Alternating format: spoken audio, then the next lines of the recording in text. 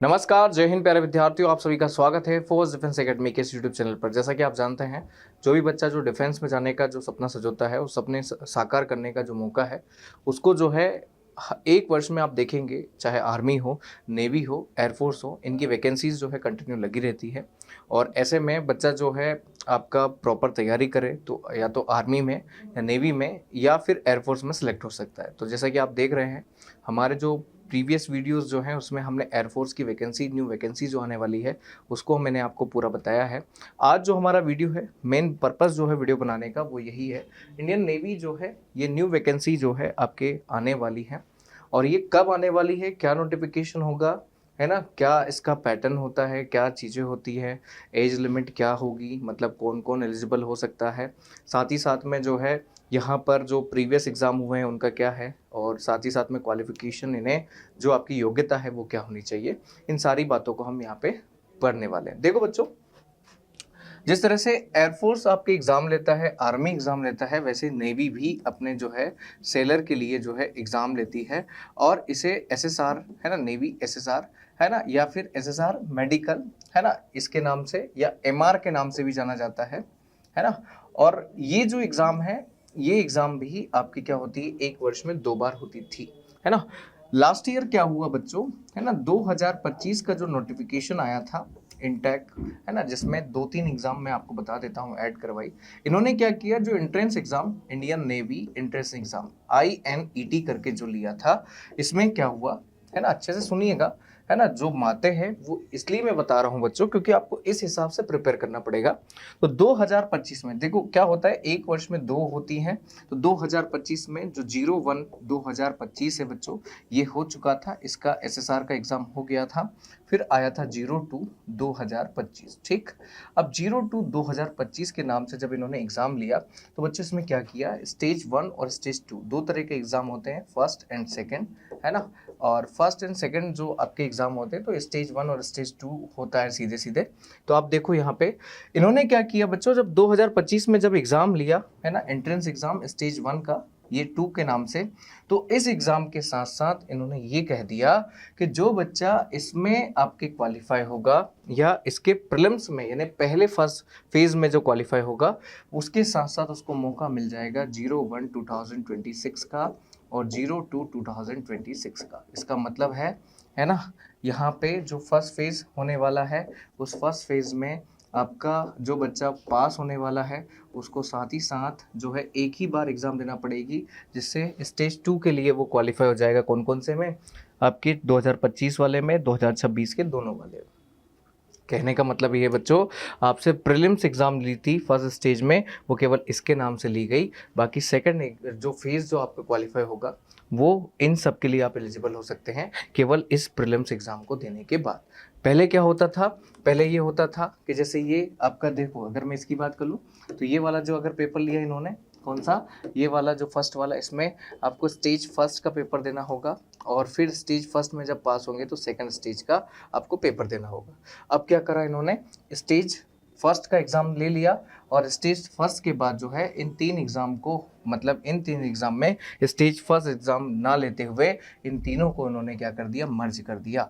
आ रही बात समझ में, मतलब आप इसके कट ऑफ को भी क्वालिफाई करते हो तो इसका भी सेकंड फेज दे सकते हैं, इसका भी सेकंड फेज दे सकते हैं, और इसका भी सेकंड फेज दे सकते हैं। ऐसा इन्होंने किया है, ठीक। अब मैं आपको बता दूं, इसका सेकंड फेज हो चुका है, रिजल्ट भी आ गया है।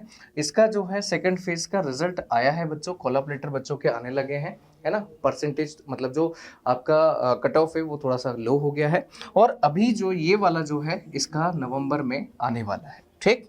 तो ये मैंने आपको बता दिया। अभी जो नेवी का स्टेटस है वो यही चल रहा है, नेवी SSR MR में यही सारी चीज़ें आपके हो रही है, ठीक। अब हम बात करते हैं न्यू वैकेंसी की, जो आज का वीडियो जो बनाने का पर्पस है वो यही है कि आपको ये पता चले कि भैया अब ये सिलसिला तो ख़त्म होने वाला है फरवरी में, इसका यानी जो सेकेंड 2026 है बच्चों, इसके जो बच्चे हैं जो क्वालिफाई करने वाले हैं, उनका भी ज्वाइनिंग हो जाएगा फरवरी तक, ठीक है। कब, 2026 में। अब जब वहां तक आपका क्या हो जाएगा, ज्वाइनिंग हो जाएगा बच्चों, तो फाइनली जो है नेवी अगली वैकेंसी को तो आउट करेगी, क्योंकि एक साल में उनको क्या करना है, 2 बार वैकेंसी लेनी है। अब 2 बार वैकेंसी लेनी है तो इसका नोटिफिकेशन कब आएगा सर, और ये नोटिफिकेशन क्या नाम से होगा और किस किस तरह से बातें होगी। देखो बच्चों, ये नोटिफिकेशन जो है अप्रोक्स ये जो है 2026 में लॉन्च किया जाएगा। अब ये लॉन्च कब होगा, तो लगभग ये लॉन्च करने की जो डेट है वो आपके फॉर्म फिलिंग डेट से लगभग 1 महीने पहले।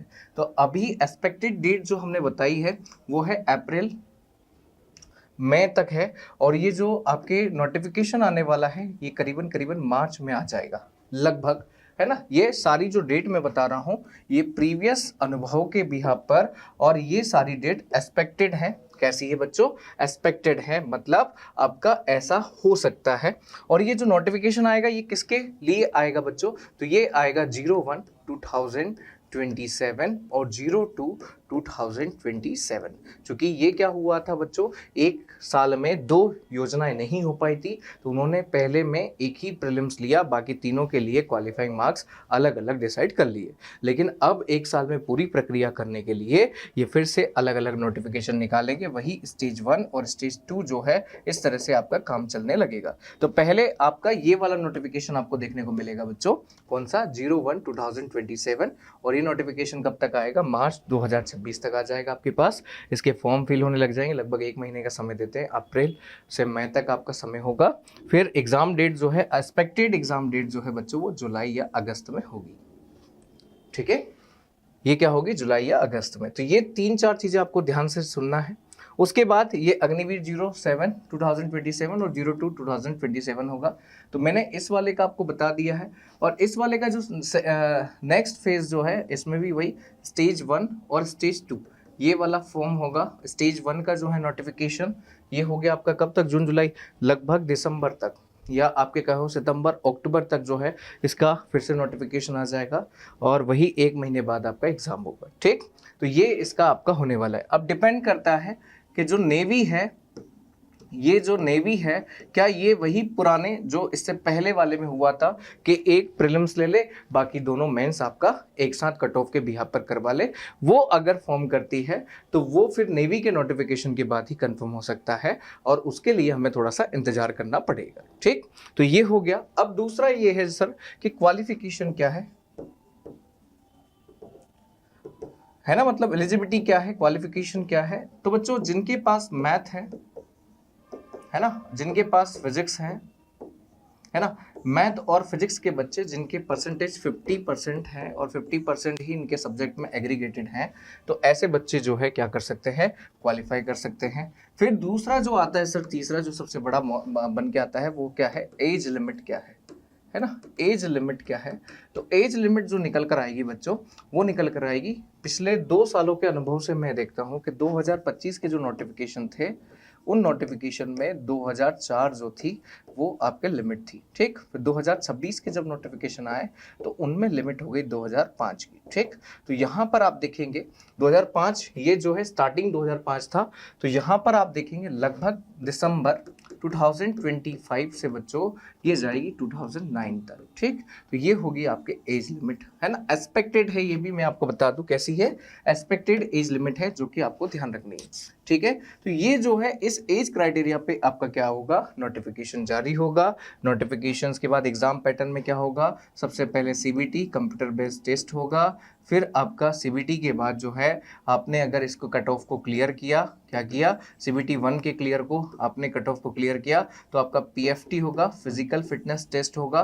फिजिकल फिटनेस टेस्ट के बाद आपका जो है यहाँ पर आपका स्टेज 2 होगा बच्चों, जहाँ पर एक नॉर्मल पेपर लिया जाएगा, और उस पेपर के बाद फिर आप अगर पास कर लिए तो आपका मेडिकल होगा। ठीक है, ये जो है आपका क्या है, एग्जाम का पैटर्न है, और इसी एग्जाम पैटर्न से आपको क्या करना है, यहाँ पर आपके स्टेज बाय स्टेज आगे बढ़ना है। ठीक, अगर आप यहाँ पे किसी भी फॉर्म में अगर फेल होते हैं, चाहे इसमें हो चाहे इसमें हो चाहे इसमें हो, तो आप बाहर कर दिए जाएंगे। ठीक है, तो ये जो है नेवी का ओवरऑल जो है आपको मैंने बता दिया है किस तरह से नोटिफिकेशन आएगा, कौन कौन बच्चा जो है इस एज क्राइटेरिया में है वो तैयारी कर सकता है, वो एलिजिबल है, जिसका मैथ है वो भी तैयारी कर सकता है। ये सारी चीज़ें मैंने आपको बता दी। ठीक है बच्चों, अब साथ ही साथ अब ये ही है कि अभी हमें जो इंतजार करना है बच्चों वो यही है कि देखेंगे आप यहाँ पर इसका कोलाप्लेटर आ चुका है, इसका कोलाप्लेटर आना है। इसमें जो कट ऑफ है बच्चों वो थोड़ा सा आपके 0.03% ऐसा कुछ जो है वो कम हुआ है, ठीक। तो हो सकता है कि इसमें थोड़ा सा और कोलाप्लेटर कम हो, क्योंकि बच्चे कम होते जा रहे हैं और बच्चे कम होंगे तो आपके कट ऑफ भी क्या हो जाएगा, कम हो जाएगा, ठीक है। और साथ ही साथ सीट भी बढ़ सकती है। तो ये सारी चीजें हैं, सारी जो है कट ऑफ को निर्धारित करती हैं। तो आपका नेवी का जो है बच्चों नोटिफिकेशन आने वाला है, नेवी की तैयारी आप कर सकते हैं। और उस तैयारी करने में आप देख सकते हैं कि हमारे प्रीवियस वीडियो जो है वो सारे जीके जीएस और अन्य सब्जेक्ट के काफ़ी ज़्यादा इंपॉर्टेंट हो जाते हैं आपकी तैयारी को लेकर। तो ऐसी ही जानकारी के लिए बच्चों जुड़े रहिए फोर्स डिफेंस एकेडमी के साथ में।